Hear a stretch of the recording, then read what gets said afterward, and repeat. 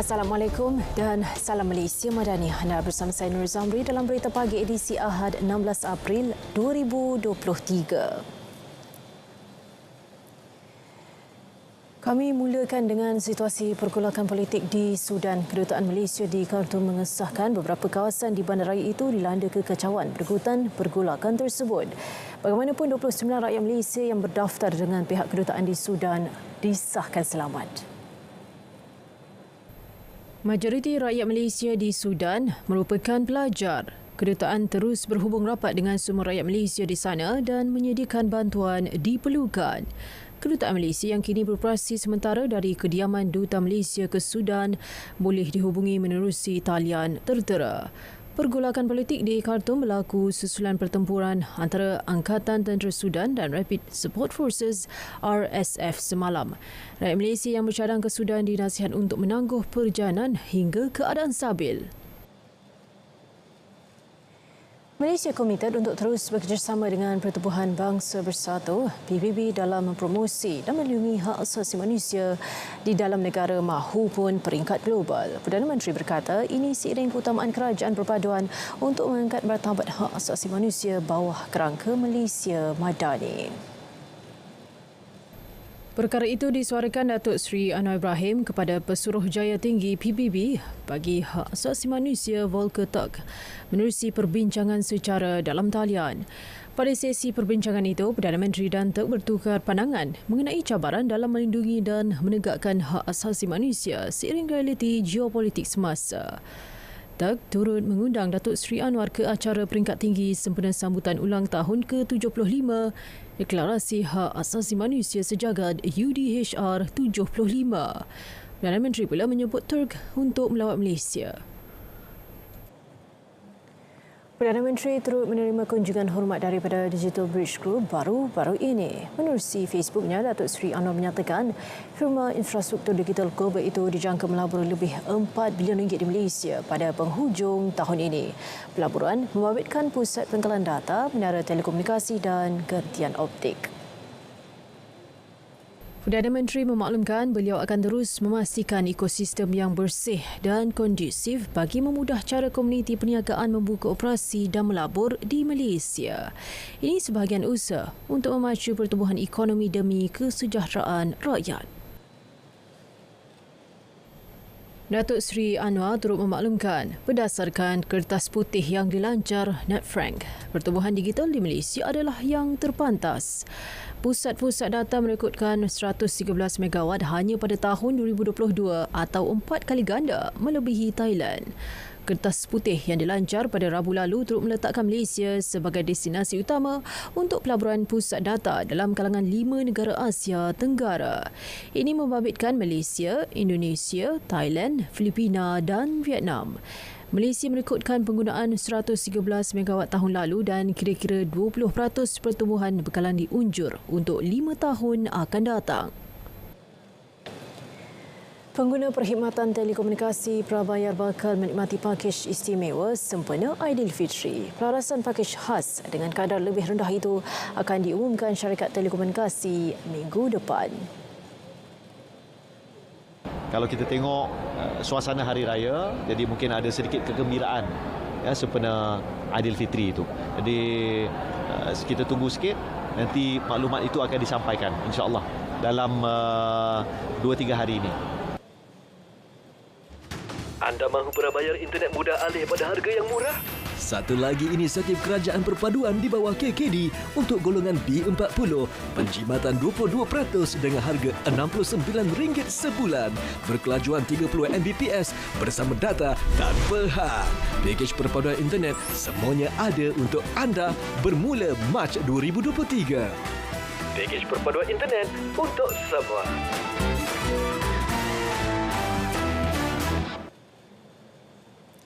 Yang di-Pertuan Agong Sultan Abdullah Riyatuddin Al-Mustafa Bilal Shah mengurniakan kunci rumah baru sumbangan Majlis Agama Islam dan Adat Resam Melayu Bahang Muib kepada asnaf.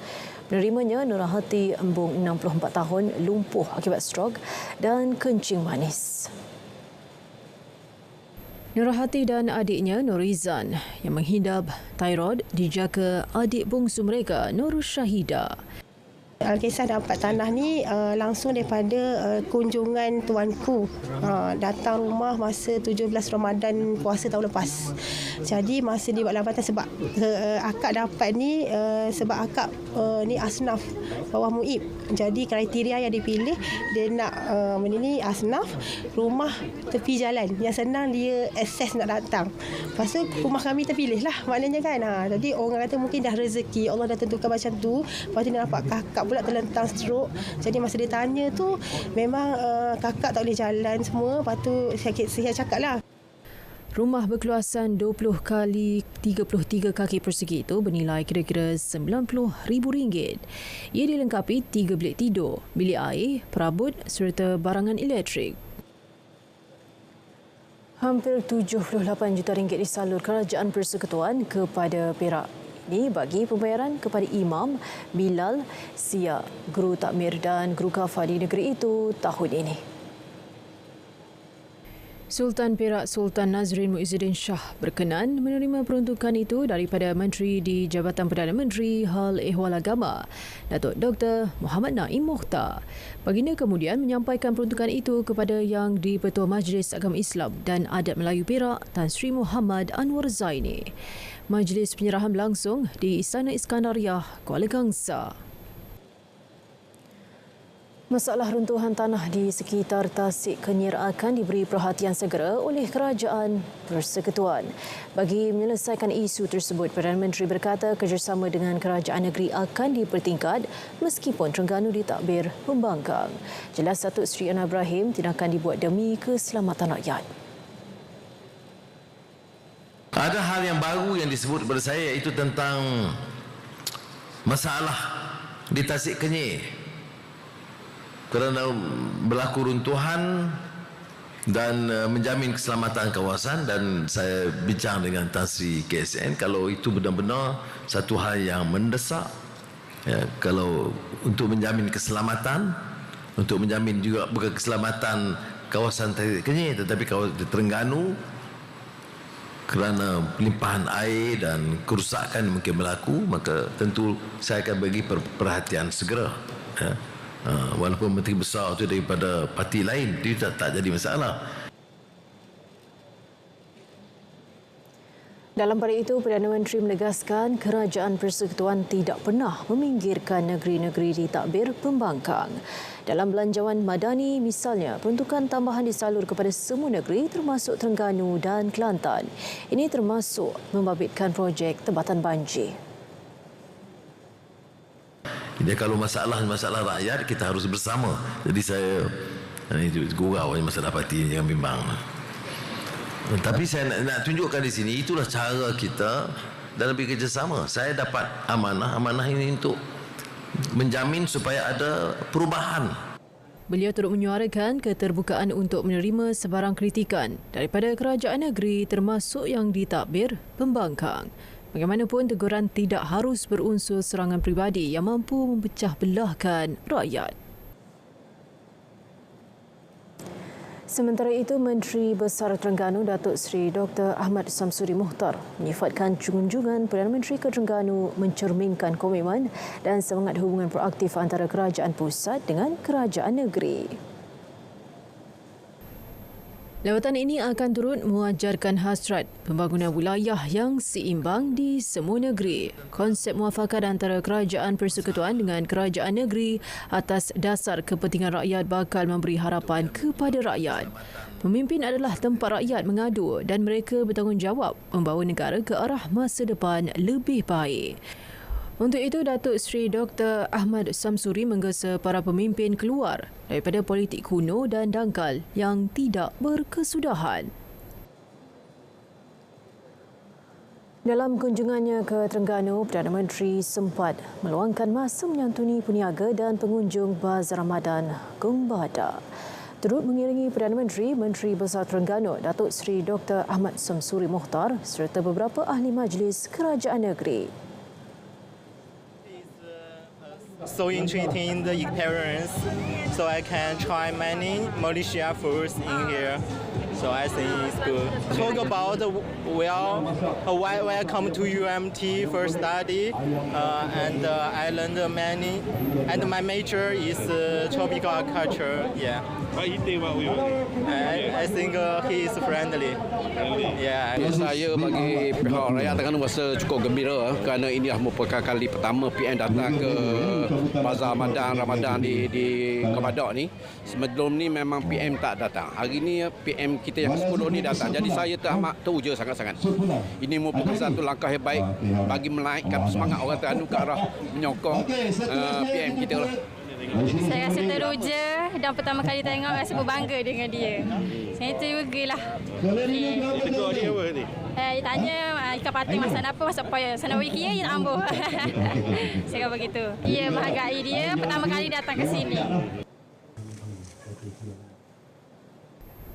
Sejurus pulang dari Terengganu, Perdana Menteri meluangkan masa berkunjung ke Settle Raya Star Vendors KLCC Mega Raya Fest 2023 di Ibu Negara. Ketibaan Datuk Seri Anwar pukul 11 malam disambut pengarah urusan dan pengasas Star Vendors Event Sdn Bhd, Datuk I Farazia. Festival berlangsung selama 100 jam tanpa henti mulai Khamis lalu hingga esok. Dalam ucapannya, beliau berterima kasih kepada pengunjung atas sokongan diberi kepada peniaga yang turut membabitkan artis-artis tempatan. Ini disifatkan sebagai satu perkembangan kepada negara.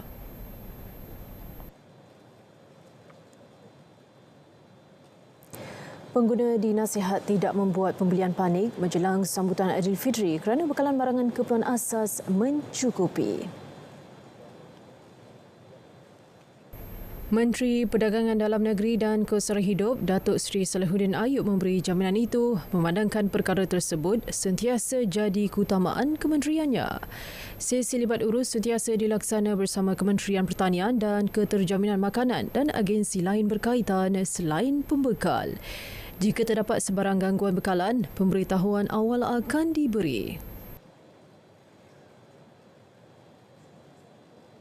Dalam pada itu, tiada peniaga sekitar Perak dikesan melanggar peraturan skim harga maksimum musim perayaan SHMMP Hari Raya Puasa setakat ini.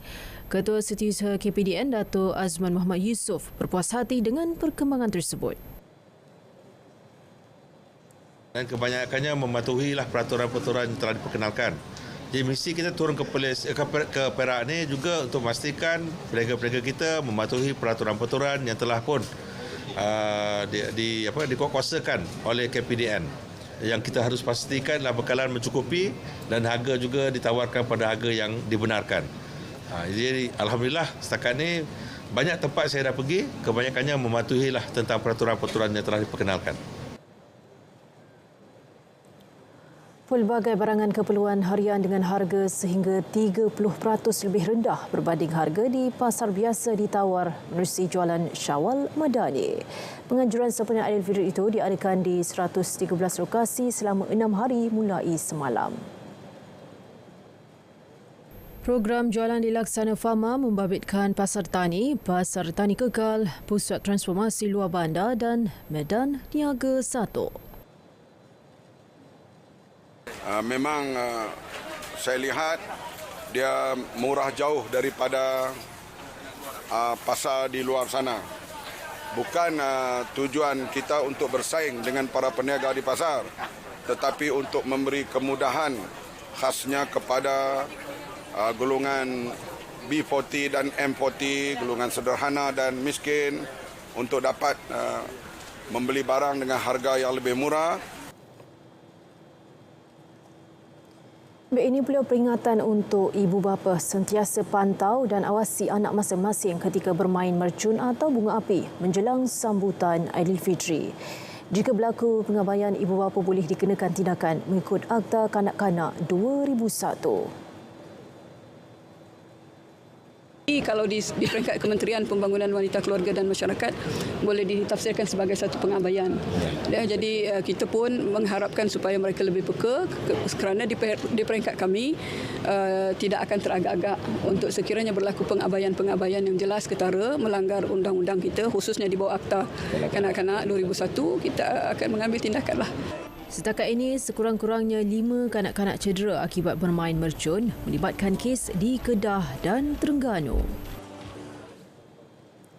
Bulan Ramadan sememangnya masa terbaik kepada sesiapa yang ingin memperbaiki diri. Salah satunya menerusi penerapan disiplin dalam diri umat manusia ke arah membudayakan kehidupan yang lebih baik. Atikah Makta ada laporannya. Kehadiran Ramadan merupakan bulan yang dinanti oleh seluruh umat Islam di seluruh negara. Ganjaran serta keistimewaan yang dijanjikan sepanjang Ramadan ternyata lebih mencukupi sekiranya budaya disiplin benar-benar dihayati. Istilah Ramadan itu sendiri memberikan bayangan kepada kita bagaimana segala amalan yang kita lakukan di bulan Ramadan bertujuan menghapus dosa-dosa supaya ianya dapat dibersihkan daripada diri kita. Bila sebutkan antara keindahan kehidupan Ramadan ini ialah kehidupan yang membentuk disiplin diri yang sangat-sangat hebat. Antara elemen yang terpenting yang dikehendaki oleh Allah Subhanahu Wa Taala dihayati oleh setiap mereka yang beriman, iaitulah ketakwaan yang sebenar kepada Allah Subhanahu Wa Taala. Diharapkan ianya dapat membentuk disiplin diri, terutamanya bagaimana untuk kita sentiasa hidup dalam kebaikan-kebaikan yang sepatutnya dilakukan sebagai seorang manusia. Mudah-mudahan dapat menghalangi kita daripada terjebak dalam perkara-perkara yang buruk yang tak sepatutnya kita lakukan. Selain itu, mencegah diri daripada perkara yang dilarang mampu memberikan impak terutama terhadap kerohanian dan mental seseorang. Kehadiran Ramadan juga dalam masa yang sama, Alhamdulillah, mengajar kita bagaimana kita perlu hidup dalam keadaan saling menghormati antara satu sama lain. Bagaimana penerapan nilai-nilai Ramadan, seperti mana kesabaran, seperti mana adanya tolak ansur, seperti mana adanya sifat berempati dengan kesusahan orang yang lain, menundukkan keegoan diri yang selama ini mungkin timbul. Didikan sifat-sifat yang baik ini juga ianya penting bagi kita untuk membina hubungan yang baik sesama manusia. Untuk itu, jadikan Ramadan ini bulan yang dapat mendisiplinkan diri dengan memperbanyakkan amal kebaikan yang dijanjikan pahala yang berlipat ganda olehnya. Atika Maktar, RTM. Ku mengejar 1001 bulan dan pilih aku, kita sepasukan. Salam Ramadan daripada kami di RTM.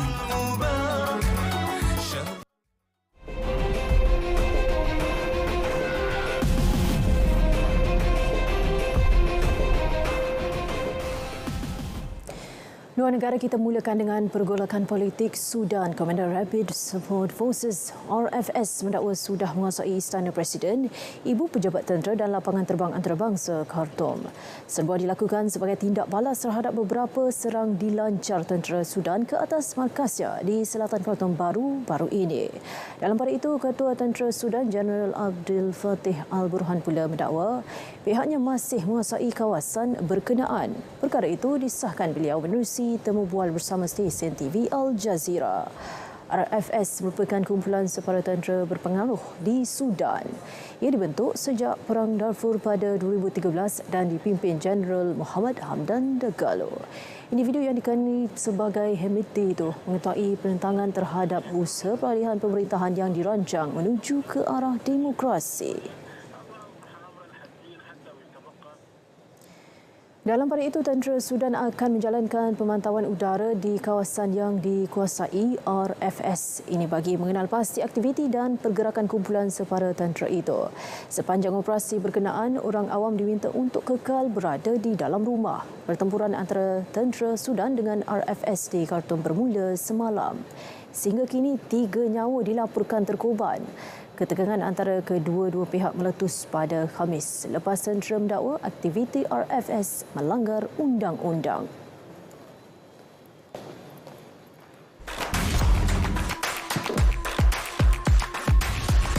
Saksikan Hashclick pada 15 dan 16 April ini bersama saya, Nadia Bryan.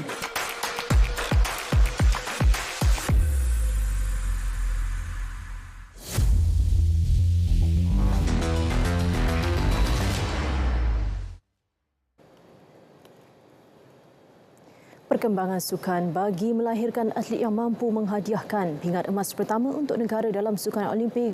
Jawatankuasa Road to Gold RTG berguru di Jepun. Tujuannya melihat lebih dekat kelengkapan serta sistem sokongan atlet negara matahari terbit itu. Kementerian Belia dan Sukan KBS menyatakan delegasi diketuai Menteri Belia dan Sukan Hannah Yoh berkunjung ke Nippon Sports Science University NSSU Tokyo dan Yokohama.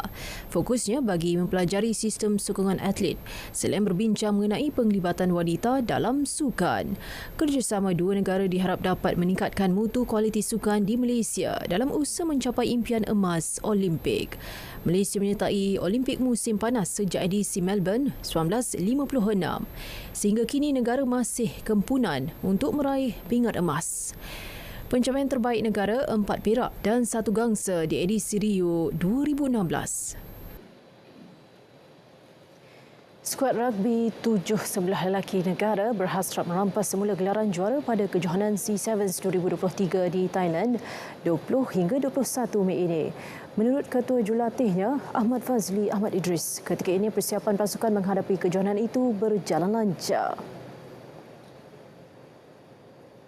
Kita punya kelemahan yang saya kenal pasti adalah komunikasi ketika permainan dan kita punya handling iaitu kita punya passing di kalangan pemain, sebab kitanya decision making tu mengakibatkan komunikasi kita breakdown, so decision making agak terjejas yang mengakibatkan kita kena try dengan Chinese Taipei. Jelas beliau, keputusan kejohanan itu bakal jadi penentu kemampuan pasukan untuk menghadapi Sukan Asia Hangzhou di China tahun ini.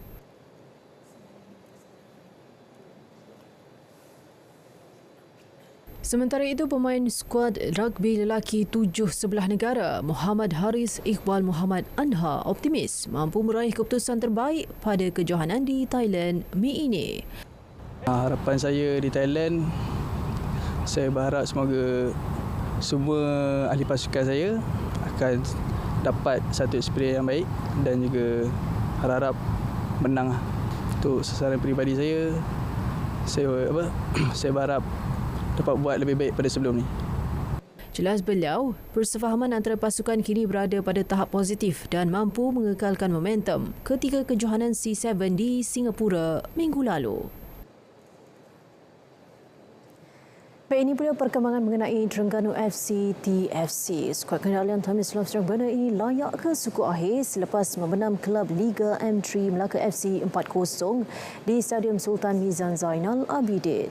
Naib juara tahun lalu itu membuka tirai jaringan menerusi penyerang import kelahiran Croatia Ivan Mahmud awal minit ke-5 permainan. Ia disusuli gol kedua pemain gantian Hakimi Abdullah pada minit ke-70. Terengganu terus rancak menambah 2 lagi jaringan gol menerusi Jordan Mintah pada hujung perlawanan.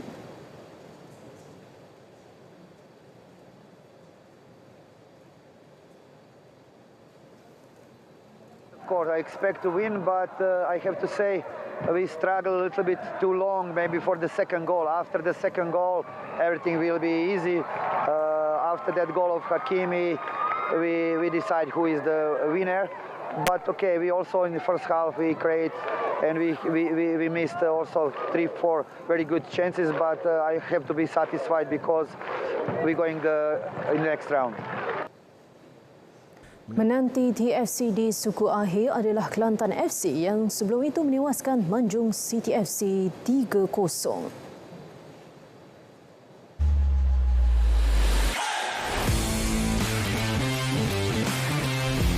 Bersama saya, Roslin Hashim, eksklusif di Stadium RTM 15 dan 16 April ini.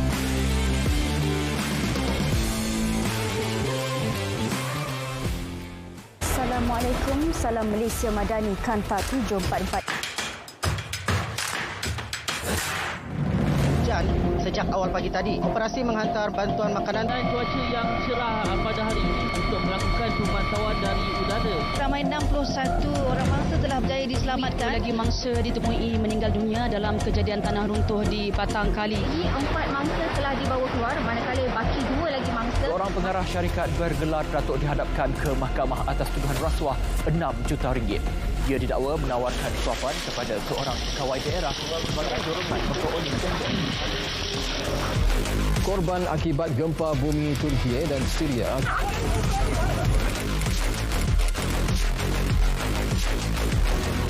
Ekonomi negara dijangka berkembang pada tahap lebih sederhana tahun ini.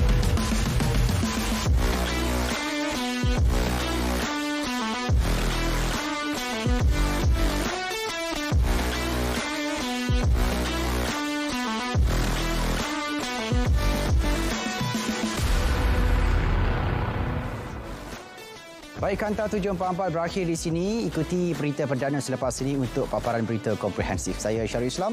Salam Malaysia Madani.